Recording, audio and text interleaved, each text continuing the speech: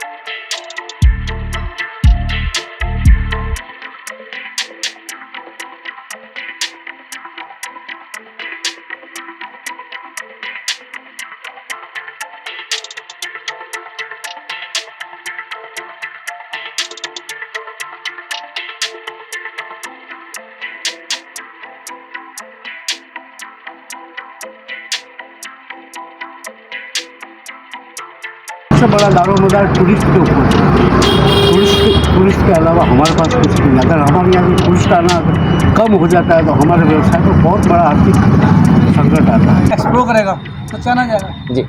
लेकिन चाइना वाले जो हैं, कहने में चाइना राष्ट्र है, ये कहते हैं वो परचून की दुकान का वो है, क्या कहते हैं उसे, व्यापारी जी। उससे अपना माल बेचना है आपस, उससे कोई मतलब नहीं। जी। अब हमने ये युद्ध की बातें आपसे इसलिए की कि आप दिल्ली से घूमते हुए उदयपुर पहुंचे हैं। उदयपुर में आपने टूरिस्ट का माहौल अभी देखा है, कितना कुछ यहाँ पर अभी बहुत मंदी का सा जो माहौल है आप देख पा रहे हैं, कितना कुछ। हाँ, वैसे तो क्या में काफ़ी खुला खुलासा है जी। दोनों ही चीज़ें हैं। युद्ध का हमेशा दुखद परिणाम ही रहता है, लेकिन कहते हैं कि बाद में सब शांत हो जाता है। जैसे हमारी हिंदी फिल्मों में कहता है ना कि लास्ट में क्लाइमैक्स में सब अच्छा हो जाता है। करीब 10 दिन से इजराइल और ईरान के बीच घमासान इस तरह से छिड़ा कि दुनिया भर में इस युद्ध को लेकर थर्ड वर्ल्ड वार की साइन होने लगी है। यानी कि एक ऐसा अब साफ दिखाई देता है कि तीसरा विश्व युद्ध कभी भी छिड़ जाएगा। इसकी वार्निंग तो बीती रात्रि को भी उस समय हो गई जब अमेरिका ने 2 रोज पूर्व ईरान पर जिस तरह से हमले किए और उसके जो युद्ध के जो स्थान थे या जो युद्ध से रिलेटेड जो बारूद था उसको नष्ट किया गया। उसके बाद में लगातार दुनिया में अलग अलग तरह की चर्चाएं की जा रही है। देखिए, बीती रात्रि जो कुछ हुआ है उसके बाद देश दुनिया में व्यवसाय पर कहीं न कहीं असर पड़ता हुआ साफ दिखाई दे रहा है। राजस्थान के उदयपुर में अभी हम गणगौर घाट इलाके में पहुंचते हैं तो मेरे ठीक पीछे ये आप देख पा रहे हैं सत्ता पोल। इसी इलाके में मैं दिनेश जी से जुड़ रहा हूं। इनसे व्यवसाय के ज़रिए ये जानने की कोशिश करूंगा कि जब भी देश दुनिया में कोई टेंशन होती है तो व्यवसाय पर कितना फ़र्क पड़ता है। जैसा कि राजस्थान का ये उदयपुर टूरिज्म की दृष्टि से बहुत मायने रखता है और यहाँ पर आने वाले लोग पर्यटन की दृष्टि से एक नई पहचान लेकर देश दुनिया में जाते हैं। लेकिन इन दिनों जब इजराइल और ईरान के बीच ये युद्ध का घमासान छिड़ा है तो इसी को लेकर कहीं न कहीं देश दुनिया में पर्यटन को भी कहीं न कहीं ठेस पहुंची है। और ऐसे में भले ही उदयपुर छोटा शहर हो लेकिन यहाँ पर आने वाले लोगों के कदम ज़रूर थम चुके हैं। दिनेश जी से जानते हैं। भी कुछ भी हो, हम तो चाहते हैं इस पूरी दुनिया में शांति बनी रहे, उससे हमारा व्यवसाय भी चले। हम उदयपुर वासी है, हमारा सबसे बड़ा दारोमदार टूरिस्ट के ऊपर, टूरिस्ट के अलावा हमारे पास कुछ नहीं। अगर हमारे यहाँ से टूरिस्ट आना कम हो जाता है तो हमारे व्यवसाय को बहुत बड़ा आर्थिक संकट आता है। जब भी जहाँ भी कुछ भी होता है, टूरिस्ट रुकता है तो उदयपुर रुकता है, क्योंकि हमारे पास टूरिस्ट ही सब कुछ है। वो कहते हैं ना, मेहमान जी, अतिथि देवो भव। अतिथि देवो भव वाली बात है। तो हमारे यहाँ अतिथि नहीं आएंगे तो हमारी अर्थव्यवस्था बिगड़ती है। हर बार ऐसा होता है, इस बार भी ये अब हुआ है। तो हमारे हर व्यवसाय पे, चाहे कल्चरल में हो, चाहे अब मेरा वर्कशॉप का जॉब है, मेरा वर्कशॉप का काम, तो हमारा क्या बाइक ऑन रेंट का काम होता है। आस-पास में जितनी भी बाइक होती है, अगर उनकी बाइक स्कूटी वगैरह चलती है तो हमारे यहाँ पे रिपेयरिंग करता है, तो हमारे ऊपर भी ये प्रभाव पड़ता है जी। टूरिस्ट ना होने से। अगर टूरिस्ट आता है तो वो बाइक में लेके जाएगा, बाइक सर्विस वगैरह होने के लिए हमारे पास आएगी। ये जैसे जूस वाले हैं, चाय वाले हैं, रेडी सारे टूरिस्ट के ऊपर ही। हम टूरिस्ट पैलेस, उदयपुर का मेन टूरिस्ट पैलेस है सत्तापुर गंगोत्रा। यहाँ पे दुनिया का हर शख्स आके जाता है। अगर उसमें से एक देश भी कटता है तो हमारा तो नुकसान होता है। हमारे लोकल टूरिस्ट भी यहाँ पे आने से डरते हैं इस माहौल को देख के, क्योंकि अभी जो माहौल चल रहा है वो माहौल अच्छा नहीं है, और ये माहौल हमें भी परेशान करता है। ये हम चाहते हैं कि ये युद्ध रुक जाए तो ज़्यादा अच्छा है। हमें कोई किसी से कोई लेना नहीं, हम तो आम पब्लिक है जी, हमारा कोई दोस्त नहीं है। हम आम पब्लिक है, हमारा कोई दोस्त नहीं। हम अपने हाल में मस्त रहते हैं, हम अपने हाल में जीते हैं जी। और हम टूरिस्टों के ऊपर टिके हुए हैं। हमारे लिए अतिथि देवो भव। मैं तो एक ही संदेश देना चाहता हूँ कि आप आओ, पधारो, उदयपुर घूमो, उदयपुर आपका है, एंजॉय करो, घूमो, ये सब कुछ आपके लिए। हम आपकी सेवा में बैठे हैं जी। दुनिया के सारे टूरिस्टों की सेवा में हम लोग। जब लोग देश दुनिया से यहाँ आते हैं और इतनी भीड़ भाड़ आप देखते हैं और इतना जो कलरफुल माहौल आप देखते हैं, तो उसके बाद में उदयपुर की तस्वीर कहीं कहीं बदलती हुई मन में सुकून देती है। लेकिन अभी तो टेंशन को लेकर के मन में सुकून जो है, मन में जो पीड़ा है वो भी साफ झलकती है। हाँ, बिल्कुल। अभी पहले कोरोना काल की वजह से हम पीछे चले गए, पूरी दुनिया रुकी तो हम भी रुक गए जी। कोरोना काल ख़त्म हुआ, देश थोड़ा सा ऊपर उठा, टूरिस्ट आने जाने लगे, हमारा उदयपुर चमकने लगा, वापस से अब ये माहौल हो गया। अब इस माहौल की वजह से भी हम थोड़े से घबराए हुए रहते हैं कि क्या मालूम कि कब टूरिस्ट रुक जाए, और टूरिस्ट रुका तो हमारा शहर भी रुक जाएगा, जिसमें छोटा मजदूर, बड़ा बिजनेसमैन, बड़े बड़े व्यापारी, छोटे नौकरी पेशा वाले सभी परेशान हैं। तो हम नहीं चाहते कहीं कुछ हो, हम एक ही बात चाहते हैं कि हमारे उदयपुर में आए टूरिस्ट और हम टूरिस्ट की सेवा में लगे। जी दिनेश जी, इस सत्ता पोल पर न जाने दिन भर में आपसे कितने लोग मिलते होंगे, लेकिन उदयपुर की जो सुरक्षा और उदयपुर का जो हमारा माहौल है उसको लेकर के आज भी हमें कहीं न कहीं अब देश में जो टेंशन हो रही है, विश्व में जो युद्ध की जो बार बार बात आ रही है, उसको कहीं न कहीं मानवता के नाते एक स्थायी समाधान की ज़रूरत लगती है। बिल्कुल, समाधान तो होना चाहिए, और समाधान इसका एक ही है, वार्तालाप। जी। युद्ध किसी चीज़ का कोई हल नहीं होता। अक्सर हम देश में आतंकवादी घटनाएं देखते हैं, चाहे विश्व के कहीं किसी भी कोने में गिन लो, अभी आतंकवादी घटनाएं लगातार बढ़ती है। क्या इन पर भी मानवता के नाते अब कहीं न कहीं फुल स्टॉप लगना चाहिए, ताकि सभी एक साथ सही जीवन यापन कर सकें, सही रह सकें? बिल्कुल लगना चाहिए, आतंकवाद पर लगाम लगनी चाहिए, बहुत ज़रूरी है। पिसता कौन? आम पब्लिक पिसती, आम नागरिक मारा जाता, कोई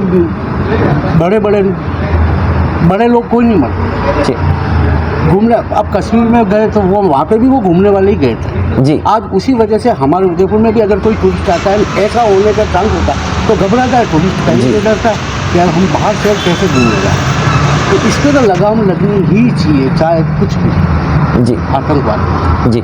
अब जैसे एक तरफ आपके महानायक, जिस तरह हम कहते हैं सबसे सुपर पावर अमेरिका है, दूसरी तरफ इजराइल और ईरान। अब ये इतना बड़ा टेंशन अभी हुआ है कि पूरे विश्व में इसको लेकर के सब असुरक्षित महसूस करने लगे हैं। इसके लिए भी क्या होना चाहिए ताकि सभी को राहत मिले? क्या मतलब समाधान निकाला जाना चाहिए, क्या कहते हैं आप? अब जियोपॉलिटिक्स का तो मुझे अनुभव नहीं है जी। फिर भी हाँ, वार्तालाप हो तो इससे ये माहौल सुधर सकता है। क्या बात है। क्योंकि जियोपॉलिटिक्स का मुझे कुछ भी अनुभव नहीं, और होनी भी नहीं चाहिए। रोज़ टीवी पर देखते हैं, हाँ। मोबाइल पर देखते हैं, सारे चैनल देखते हैं, न्यूज़ देखते हैं, डिस्टर्ब हम भी होते हैं और डिसीजन कोई कुछ ले नहीं पाता है, कोई कुछ। अच्छा, टीवी देखते हैं और ये सब माहौल होता है, चैनल देख देख के डिस्टर्ब होते हैं। हाँ होता है ना, मतलब हम अपने आप में कोई डिसीजन नहीं ले पाते, मतलब बोले किस तरह। मन में पीड़ा ज़रूर होती है। कोई बड़ा चढ़ा के बोल रहा है, कोई मध्यम बोल रहा है, तो सब अपनी अपनी बोल रहे हैं। सत्य किसका सत्य है किसका झूठ है हमें समझ में नहीं आता। बस टीवी देखते और डिस्टर्ब हो जाते, और यार आज वहाँ पे ये हो गया तो इस वजह से हमें ये प्रॉब्लम हो रही है। हम न चाहते हुए भी डिस्टर्ब हो जाते हैं। अब जैसे हम डिस्टर्ब होते हैं वैसे हमारे यहाँ आने वाला दोस्त भी डिस्टर्ब होता होगा, ये सब कुछ देखते हैं। तभी तो वो घूमने आने का डिसीजन ले नहीं पाता, या जाए या नहीं जाए, एक डर लगा रहता है हर आम नागरिक को। जी, लेकिन ये मतलब जो भी हो, इस पर बात होनी चाहिए, वार्तालाप होनी चाहिए। युद्ध किसी समस्या का हल नहीं है। अब आप ये भी देख रहे हैं कि कहीं मिसाइल गिर रही है, कहीं बम गिर रहा है, कहीं गोला बारूद फट रहा है, और जो इंसानियत है वो तार तार हो रही है। ये जो सब मन में जब कितनी पीड़ा होती है इसको देख के। होती है ना पीड़ा, एक डर सा लगा हुआ होता है। हम भी आसमान में देखते कहीं यहाँ से तो नहीं गुजर रहा है जी, गिरने का डर तो यहाँ पे भी रहता है। बस कुल मिला के मुझे मालूम कुछ सोच समझ नहीं पाते। परिवार के साथ में रहते, परिवार को लेके भी एक डर लगा हुआ रहता है। क्या हम बच्चों को कहीं भेजें तो कैसे भेजें, बाहर पढ़ने जाने के लिए भी अब सोच रहे हैं भेजें या नहीं भेजें बाहर पढ़ने के लिए। मतलब यहाँ साफ साफ शब्दों में दिनेश जी से पूछे तो खून खराबा दिनेश जी को पसंद नहीं है। नहीं, मुझे क्या, किसी को भी पसंद नहीं जी, ये तो नॉर्मल, आपको भी पसंद नहीं जी। और मेरे शहर में मुझे अपने उदयपुर का गर्व है। एक घटना जरूर हुई थी जी, पर उसके अलावा हमारा उदयपुर बहुत शांति। कन्हैयालाल इंसिडेंट की बात कर रहे हैं आप, देवराज, देवराज वो हुई जी, वो बहुत उसको 3 साल होने जा रहे हैं अभी। अफसोसजनक है। हाँ, ये 3 साल हो जाएंगे अभी। वो तो इतिहास बन गया जी, वो तो अब इतिहास बन गया। ये जब भी कोई बात होगी तो ये बात उठेगी, पर उसके बाद क्या उस घटना से भी मन की दूरियां बढ़ी है? नहीं, वो कुछ समय के लिए हुआ था ऐसा। जी, बाकी आज हम सब एक ही हैं, अपने शहर में सब अपना शहर समझ के रहते हैं, आपस में मिलते जैसे बोलते हैं। लेकिन अगर देश दुनिया के या दुनिया के बड़े बड़े देशों को दिनेश जी अगर कोई अपने मन के ज़रिए, अपने मन के भाव के ज़रिए अगर संदेश देते हैं तो दिनेश जी का वो संदेश क्या होगा? चाहे वो डोनाल्ड ट्रंप सुन रहे हों, चाहे इजराइल के राष्ट्रपति सुन रहे हों, और भी कोई हो, तो ये जो भाव है क्या होना चाहिए आपको? मैं दुनिया के सभी नेताओं से एक ही बात कहना चाहता हूँ, ये दुनिया एक परिवार है, सबके बारे में सोच के सबको साथ में लेके चले। वसुधैव कुटुंबकम। हम हिंदुस्तानियों का तो ये एक नारा है, मूल मंत्र है वसुधैव कुटुंबकम। पूरी दुनिया के हर नेता को एक ही बात कहना चाहते हैं, चाहे आपके देश की आम जनता हो या हमारे देश की आम जनता हो, हम शांति चाहते हैं। और ये इस शांति को बनाए रखने का आपके हाथ में ही है सब कुछ, जी। कार्यभार जी, यही मेरा। मैं अपने देश के प्रधानमंत्री को ग्रेट मानता हूँ। जी। चाहते तो युद्ध भी हम भी कर सकते हैं, लेकिन हम युद्ध नहीं करते हैं। हम कई बार मानवता को भाव को लेकर चलते हैं, हम है ही शांति प्रिय देश के, बड़ा दिल भी दिखाते हैं। हम है ही शांति प्रिय देश। विश्व में सबसे बड़ा शांति प्रिय देश भारत है, और भारत हमेशा शांति के अग्रसर ही रहेगा, शांति के लिए। क्या बात। सत्ता पोल में जब हम पहुंचते हैं तो इस नीम के ठीक नीचे की तरफ, जब यहाँ यही पोल है और इसी पोल का नाम सत्ता पोल, जैसा कि बोर्ड पर भी आपको दिखाई दे रहा है। यहाँ पर अभी अभी धर्म जी पहुँचे हैं। दिल्ली से आप बिलोंग करते हैं? हाँ, हो सकता है जी, क्योंकि जो अमेरिका है ये बड़ा प्लेयर है जी, ना, लेकिन साथ में साथ ये भी देखना है कि इसको बैलेंस भी करता है और बैलेंस बिगाड़ता है। जैसे भाई ईरान और इसराइल का आपस का उनका है जी, कुछ, उसमें प्लस माइनस है, उसमें किसी पक्ष में बोलना तो गलत है क्या, जी, लेकिन अगर ये वर्ल्ड वार की बात जो चल रही है, जी इसका सारा दारोमदार उस पर है आपका, रशा पर। जी अगर रशा एक्टिव आ गया तो कोई बड़ी बात नहीं कि we will see third world war जी। कन्फर्म।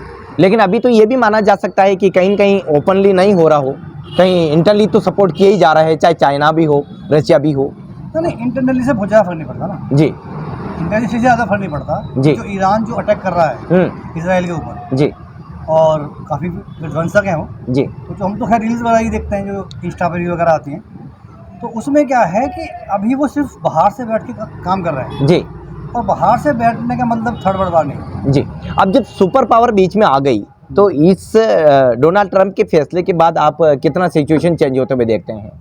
नहीं, सिचुएशन चेंज इसी ऐसा होगी कि दोनों की जो उद्दंडता है, जी चाहे ईरान की हो चाहे इसराइल की हो, जी है कि नहीं, वो थोड़ी बहुत कम होगी, और अगर वो बढ़ेगी, है ना, और वो बढ़ी तो फिर अगर ये पुतिन जो है, मेरे हिसाब से सारा खेल अब पुतिन का है, या वो नॉर्थ कोरिया वाला जो है, क्या नाम है? लेकिन उनके तो यूक्रेन की पहले टेंशन चल रही है, इस सिचुएशन में भी वो इस तरह का स्टेप उठाएंगे, आप क्या मानते हैं? नहीं, जो रशा है उसको हम अंडर एस्टिमेट कर रहे हैं, जी उसे आप यूएस के बराबर ही मानो, और किसी हद तक उससे ऊपर मानो। तो अगर वो इसके अंदर कूदता है कि नहीं, तो नेचुरली वर्ल्ड वार फिर होना ही होना है। चाइना इसमें कोई रोल नहीं करता?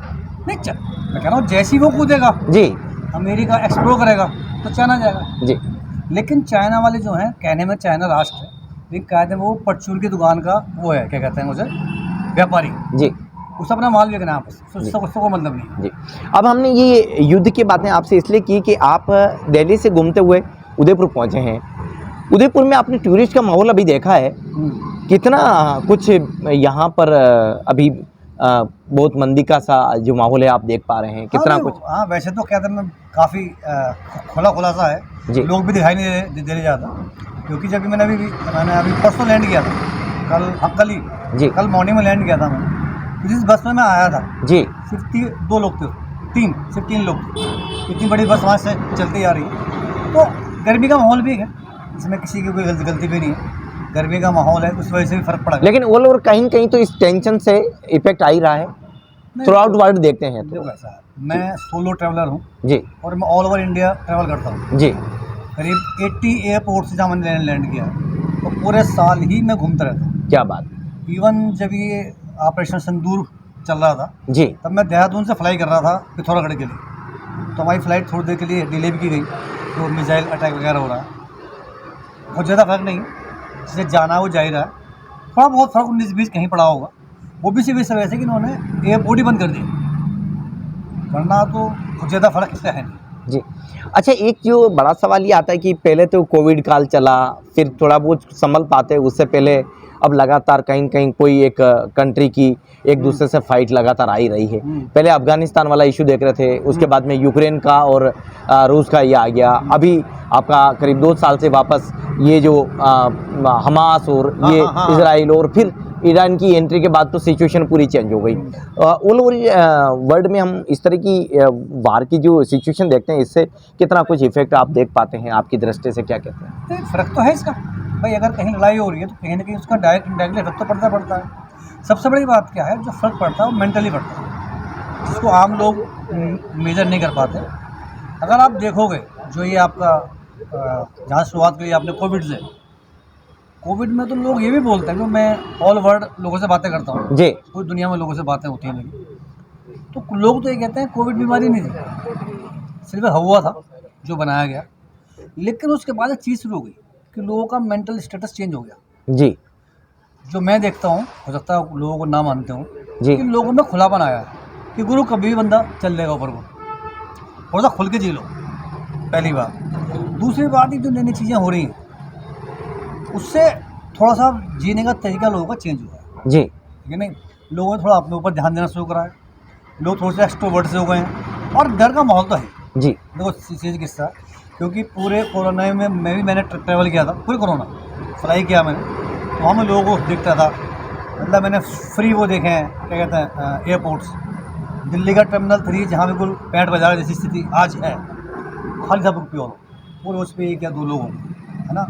तो इन चीज़ों से एक चीज़ ये फ़र्क पड़ रहा है लोगों का कि कुछ लोग तो डिप्रेशन में पहुँच गए हैं, कुछ लोग एक्स्ट्रा बाहर आ गए कि यार ज़िंदगी है, जियो, पता नहीं कहाँ बम गिरा कल कल क्या पंगा होगा। जी और रही बात वर्ल्ड वाइड, तो वर्ल्ड वाइड में ये बैलेंस हो रहा है पावर का, जी ये हर बार होता आया है। तो इस बार थोड़ा टाइम लग गया भाई, पहले फर्स्ट वर्ल्ड वार हुई, फिर सेकंड हुई, फिर थोड़ा टाइम लग गया, फिर आपका इंडिया पाकिस्तान शुरू हो गया, इंडिया पाकिस्तान, इंडिया चाइना, फिर कुछ समय के लिए माइनस हो गया। लेकिन अब क्या है कि उधर रशिया पे पैसा ज़्यादा आ गया है, उधर गाज़ा वालों को भी पीछे सपोर्ट लोग कर रहे हैं, फिलिस्तीन को भी सपोर्ट कर रहे हैं। अब बिल्कुल। यूक्रेन है, क्या है यूक्रेन, बहुत छोटा वो क्यों अब तक टिका हुआ है? चीज़ें 2 साल के लिए हो गए गाज़ा से। सपोर्ट मिल रहा है। तो ये दुनिया का नियम है। अभी थोड़ी देर पहले बैठा मैं यही बात कर रहा था, जो महाभारत हुई थी हमारे यहाँ, जी वो 5 तो थे बस, उधर पूरा वो था, ये 5 वो जीत गया ना, क्योंकि एक लॉर्ड कृष्णा थे साथ में, तो वो किस्सा इनका है। लेकिन अभी एक सवाल ये भी आता है कि हम कितने युद्ध करेंगे तो भी सॉल्यूशन होना नहीं है। शॉर्ट आउट तो तभी हो सकता है जब एक दूसरे के इशू को एक मेजर प्लेटफॉर्म पर रखकर एक हेल्दी डिस्कशन किया जाए। क्या कहते हैं आप? देखो, जहाँ तक आपने युद्ध वाले में बताई, जी युद्ध जरूरी है कि नहीं, जी पॉलिटिकल साइंस सब्जेक्ट है, उसमें एक पूरा चैप्टर है जी कि युद्ध जरूरी है या नहीं है। और ये बहुत लोगों के अपने अपने कहने, बड़े बड़े विद्वान हैं, युद्ध जरूरी है शांति के लिए, ये कहा गया है। अगर शांति है तो युद्ध भी होगा, गारंटी। ये हमारे ब्लड के अंदर है। अभी भी थोड़ी देर पहले भी मैं ऐसी बात कर रहा था कि because of human is 100% selfish. मतलब यही कहना चाह रहे हैं एक सिक्के के दो पहलू हैं। हाँ, एक आया दूसरा आएगा। आप ये कोई युद्ध हो ही ना, ऐसा हो नहीं सकता। आपको शांति परमानेंट रहेगी भी नहीं, क्योंकि जब शांति परमानेंट रहेगी तो पेट भर जाएगा आप, और जब पेट भर जाएगा तो आप करेगा। आपने देखा होगा, अखबार पढ़ते हो, आपके लड़के जा रहे हैं बाइक पे, रास्ते में जाते हुए उसमें चाटा मार दिया, या किसी का घर मान लो बहुत बड़ा है, उसने पड़ोसी से पंगा ले लिया, तो ये तो होने हैं। जी, थ्रू आउट आप इतनी विजिट करते हैं, ऑल ओवर कितना इम्पेक्ट आप देख पा रहे हैं एज ए, हम इकोनॉमिक कहते हैं तो बीते कुछ सालों की बात करें तो? देखो, अगर बीते सालों की बात करें आप, इकोनॉमी के स्लैब चेंज हुए हैं बस। बहुत ज़्यादा फनी आया, वो नीचे वाले ऊपर आ गए, थोड़े नीचे आ गए। और बिकॉज ऑफ, क्योंकि ट्रैवलिंग बहुत है मेरी, फ्लाई बहुत करता हूँ मैं, मेरे पे बुलेट है अपनी, तो बुलेट से भी मैं करीब 1.5 लाख किलोमीटर रन किया है मैंने ऑल ओवर इंडिया। अच्छा। हाँ, जिसमें maximum K2K, Kashmir to Kanyakumari, solo किया है।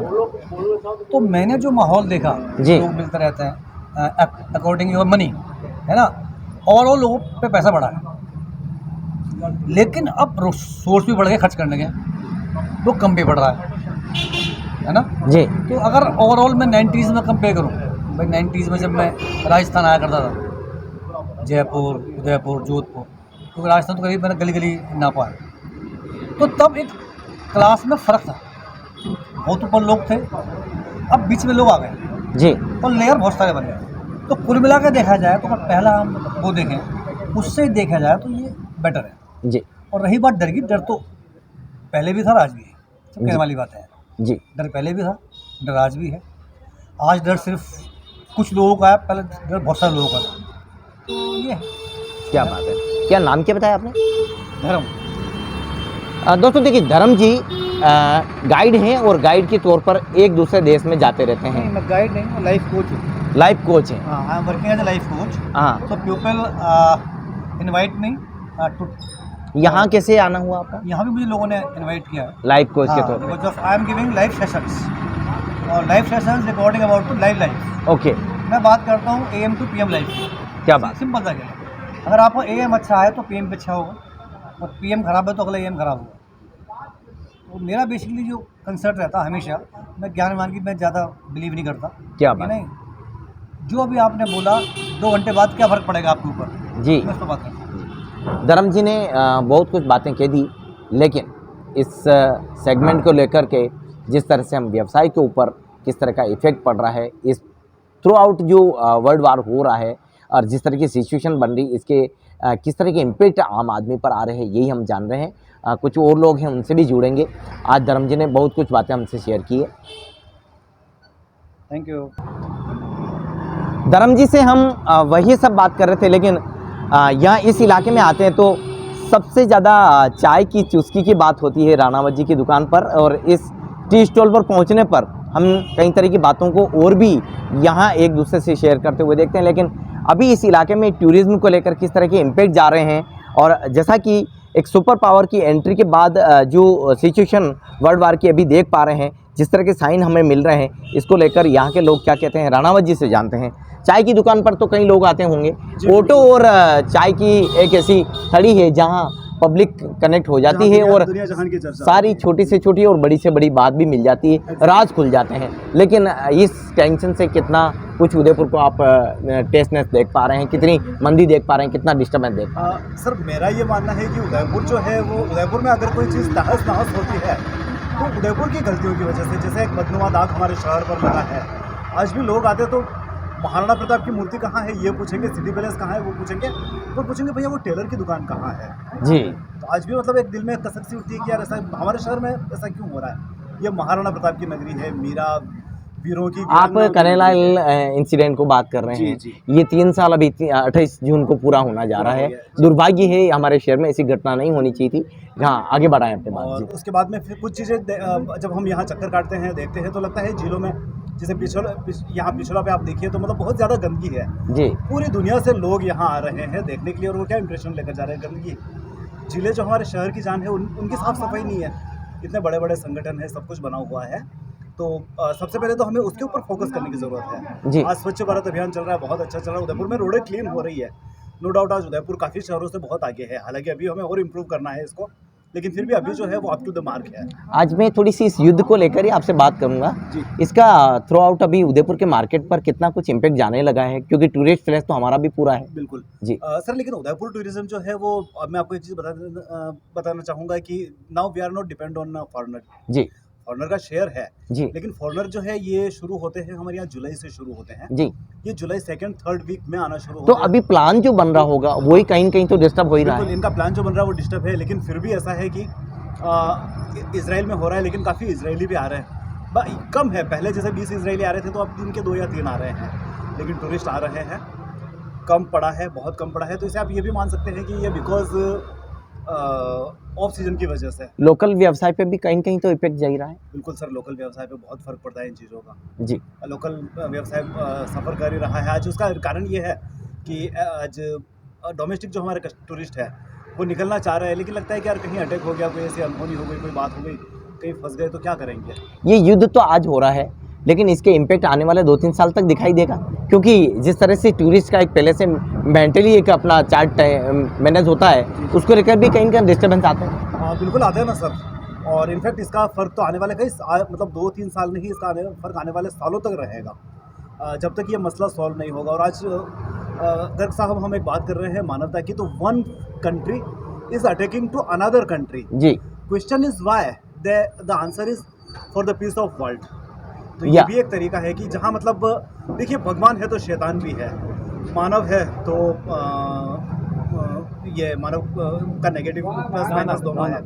हर सिक्के दानव भी है, हर सिक्के के 2 पहलू है। तो अगर आप नमकीन खा रहे हैं तो आपको गुलाब जामुन भी खाना है, और ऐसा नहीं कि आप सिर्फ गुलाब जामुन खाएंगे, आपको नमकीन भी खानी है। दोनों ही चीज़ें हैं। युद्ध का हमेशा दुखद परिणाम ही रहता है, लेकिन कहते हैं कि बाद में सब शांत हो जाता है। जैसे हमारी हिंदी फिल्मों में कहता है ना कि लास्ट में क्लाइमैक्स में सब अच्छा हो जाता है। अगर अच्छा नहीं होता है तो पिक्चर अभी बाकी है। मतलब किसी न किसी की एक जादू की जप्पी होगी और सब कुछ ठीक भी होगा। एग्जैक्टली जैसे प्रभु श्री कृष्ण है, तो कहते हैं कि भगवान खुद नहीं आते, लेकिन वो किसी न किसी को भेजते हैं। तो हो सकता है कि कोई उस रूप में आए और इस समस्या का कोई समाधान निकले। हम लोग भी यही चाहते हैं, क्योंकि दिनकर साहब ने के शब्दों में मैं कहना चाहूँगा, दिनकर साहब की कविता में रश्मि रथी में, जिसे मैंने बहुत पढ़ा है, वसुधा का नेता कौन हुआ, भूखंड विजेता कौन हुआ, अतुलित यश क्रेता कौन हुआ, नव धर्म प्रणेता कौन हुआ, जिसने न कभी आराम किया, विघ्नों में रहकर काम किया, आंधी तूफान बारिश प्रचंड, ये पुरुष के है साधन अखंड। तो परिस्थितियाँ कुछ भी आए, हमें हमारा काम करना है, करते रहना है, देश को आगे बढ़ाना है और समाज को आगे बढ़ाना है, बस। क्या बात है। राणावत जी की इस आखिरी बात के इस मतलब दिनकर जी की कविता में बहुत कुछ समाज के लिए बात कह दी है, लेकिन हमें तो इसी तरह से आगे बढ़ते रहना है, इसी तरह से चलते रहना है, और कोई न कोई एक जादू की जप्पी होगी और सब कुछ टेंशन खत्म हो जाएगी। आज आप सब ने वक्त दिया, खासकर आपने वक्त दिया, राणावत जी ने वक्त दिया, सबने वक्त दिया, उसके लिए बहुत बहुत धन्यवाद। जिस तरह से इजराइल और ईरान के बीच तो टेंशन पैदा हुई, लेकिन अमेरिका को बीच में आना चाहिए था या नहीं, आप क्या कहते हैं चैनल के कमेंट बॉक्स में ज़रूर रिएक्शन दीजिए। आप देख रहे हैं राष्ट्र न्यूज चैनल।